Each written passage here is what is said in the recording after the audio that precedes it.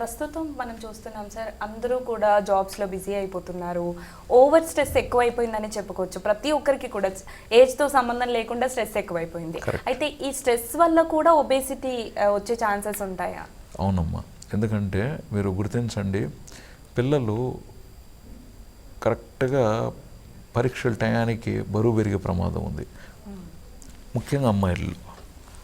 అదేవిధంగా మనం ఏదైనా జాబ్ చేసేవాళ్ళు కూడా చూడండి, ఈ 2 monthsలో నాకు టార్గెట్ ఉంది, ఈ 2 monthsలో ఈ ప్రాజెక్ట్ ఫినిష్ అవ్వాలి అని దృష్టి పెడుతూ ఉంటారు. కరెక్ట్గా 2 months అయిపోయి ఆ ప్రాజెక్ట్ అయిపోయి తలకి చూస్తే 5 kilos వెయిట్ కూడా పెరిగేస్తుంటారు. అవును. సో మనిషి శారీరక శ్రమతో, ఇప్పుడు రైతు అనుకుందాం, నిజంగా రైతు పొలాల్లో పనిచేస్తూ రైతు స్ట్రెస్ ఉన్నప్పటికీ శారీరక శ్రమ ఉంది కాబట్టి ఒబెసిటీ రాకపోవచ్చు. బట్ ఇక్కడ కూర్చొని పని చేస్తున్నప్పుడు మానసిక ఒత్తిడి, స్ట్రెస్సు ఊబకాయానికి దారితీసే ప్రమాదం ఎక్కువ ఉంది. స్ట్రెస్ ఉన్నప్పుడు నిద్ర తక్కువ కావచ్చు.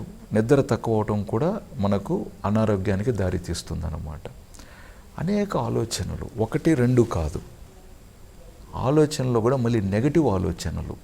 ఇది ఇలా జరగకపోతే ఏమైపోతుందో, అలా కాకపోతే ఏమైపోతుందో, ఇలాంటి ఆలోచన కూడా మనకు మంచిది కాదు. ఎందుకంటే నెగటివ్ హార్మోన్స్ డామినేట్ చేసినప్పుడు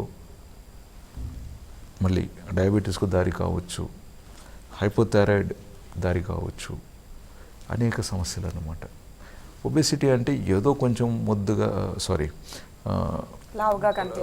బొద్దుగా బాగున్నారు అని అనుకోవచ్చు. బట్ అదే కాలక్రమేణా క్యాన్సర్కు దారి తీసే అంత దూరం కూడా వెళుతుంది. చెప్పండి. అయితే అంటే ఇప్పుడు ఒబేసిటీ ద్వారా మనకి షుగర్ వచ్చే ఛాన్సెస్ ఉంటాయి, మీరు అన్నట్టు థైరాయిడ్, ఇంకా క్యాన్సర్, ఇంకా ఎట్లాంటి అనర్థాలు జరిగే ఛాన్సెస్ ఉంటుంది? ఇన్ఫర్టిలిటీ అనుకున్నాము.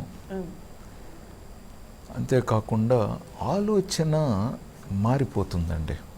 మనిషి ఒబెసిటీ ఎక్కువయ్యే కొద్దీ స్వార్థం ఎక్కువయ్యే ప్రమాదం కూడా ఉంది.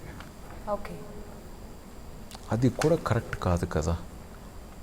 కొంతవరకు స్వార్థం మంచిది, బట్ ఎక్కువైపోయింది అనుకోండి, సో ప్రవర్తన మారుతుంది. అదేవిధంగా ఇంకా వయసు పెరిగే కొద్దీ ఆ తర్వాత ఇంకా మోకాళ్ళ నొప్పులు, ఇట్లాంటి ఇష్యూస్ స్టార్ట్ అవుతాయి. అంతేకాకుండా ఒబేసిటీతో కార్డియోవాస్కులర్ డిసార్డర్స్ కూడా దారితీస్తుంది. అథెరోస్క్లెరోటిక్ డిసార్డర్స్ అవుతాయి, బ్లడ్ ప్రెషరు, స్ట్రోకు, ఇట్లా అనేక సమస్యలకి దారితీసే ప్రమాదం ఉంది. అఫ్కోర్స్ అంతవరకు వచ్చిన తర్వాత ఆ వాడాల్సిన మందులు, మళ్ళీ బరువు తగ్గటానికి ట్రీట్మెంట్లు, ప్లాన్స్ అన్నీ ఉన్నాయి పద్ధతిగా. బట్ అంతకంటే ముందే కానీ ఆలోచిస్తే, జాగ్రత్తగానే వహించినట్లయితే అసలు డయాబెటీస్లోకి వెళ్ళకుండా ఛాన్సెస్ మనం ట్రై చేయొచ్చు కదా. ఒబేసిటీలోకి వెళ్ళకుండా కూడా మనం, అంటే ఎటువంటి వారు ఎంత బరువు పెరుగుతున్నారో ఆ తర్వాత ప్రమాదాన్ని ముందస్తుగానే కానీ అంచనా వేయగలిగి ఆరోగ్య అవసరం కోసం ఆహార అలవాట్లు, విధానాలు మార్చగలిగి, శారీరక శ్రమ విధానాన్ని మార్చగలిగితే, అంటే ఒక రకంగా మాడిఫై చేయగలిగితే, అంటే లైఫ్ స్టైల్ మాడిఫికేషన్ని మనం సకాలంలో కానీ ఇంప్లిమెంట్ చేయగలిగితే, అంటే ఆలకించడం వరకే కాదండి, ఆచరించడం కూడా చేయగలిగితే ఆరోగ్యం మహాభాగ్యం. అంతకంటే ఏం కావాలి?